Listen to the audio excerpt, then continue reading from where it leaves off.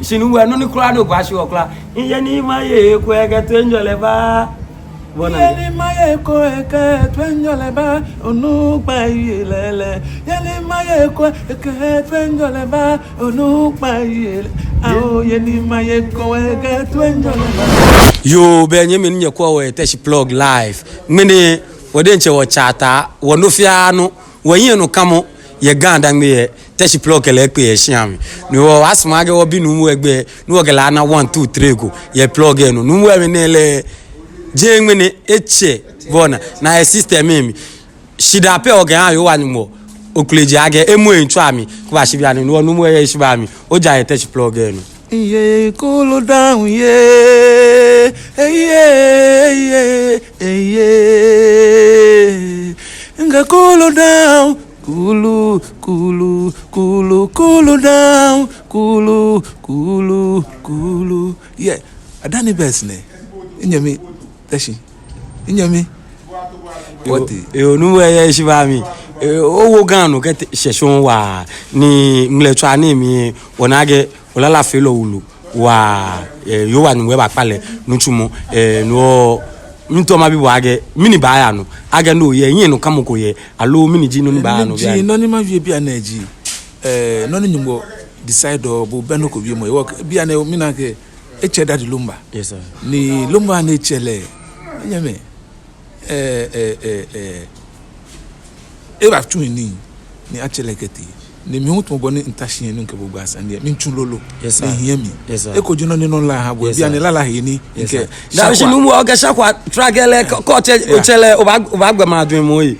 no ni abilu ele jama dun esani wo fite ma dun yes sir. Eja ke won no ni nyumbo kan wa ka oba tun yes sir. Ona boni nchon wo bia ne ntwa nyeme ni chi anye twenye wa ni afua ke halumba nyumbo ne chele yes sir. Won ya lolo yes sir. Ni pa kokra mo jomo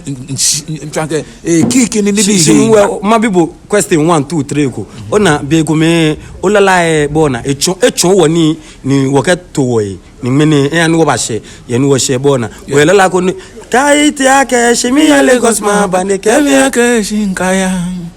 linkala ke be ko be ninkeba me ni yake shina twi shimoni ye o ejole la nyangbe ninka yo shinu le wole no ni yake mele na ke no ni no ni yake mele na ke no ni yake mila ite na ke no ni yake mele na ke no ni shoke mi yake ma wo beji be ninka yo shinu le wole no ni yake mele nakainoni yo nyemeni nyekwa we teshi plug numwe sham mene numwe ba after plug eno fin numwe o track ne ya phone ba wa o akeno ko banye chakelo ngaya phone ba wa o wa akeno ko banye chakelo o numwe denche si numwe no ni kura no kwashi okla iye ni maye ko ege twenjole ba Iye ni maye ko eke twenjole ba onu pa yelele Iye ni maye ko eke twenjole ba onu pa yele Awo iye ni maye ko eke twenjole ba onu pa yelele Iye ni maye ko eke twenjole ba iye ke twenjole ba onu pa yelele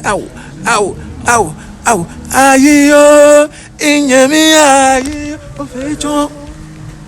yo numwe o ra don numwe ene o cha Abraham nyungbo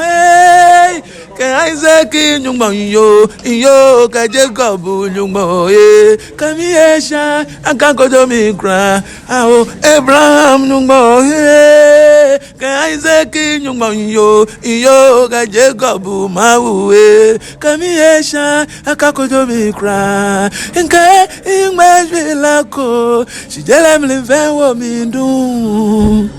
yo numwe yo be to be nyele ngbaji Sheriff Kolimate nge nyeminu Thomas ni okan ni mene woge chata ba pe bi eni shi aga efe wo chata wani e alepi no obi eni woge wo nutumo ba wa kenyu mo asmo be konklo nwe woge chata ba pe ko no chata ona agbewe mo kla ken ganda ngbe ke Ghana ma mu fin ona agbewe mo kla ye teshi plug eno no ni yo mi page ake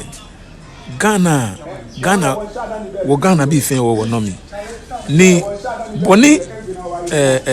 ganyo wo komi fe mo ehia wo gan shipon no ehia ekomi ni wo ke ekomi amoni bi am no fe no fe no ekomi gbena ja ke no fe no ni mo blo ke ofamu onya chuno shika kecha onya okumi onya wo fe ekomi wo mo gan wo do mo ashi ni wo wa wo ki ja ke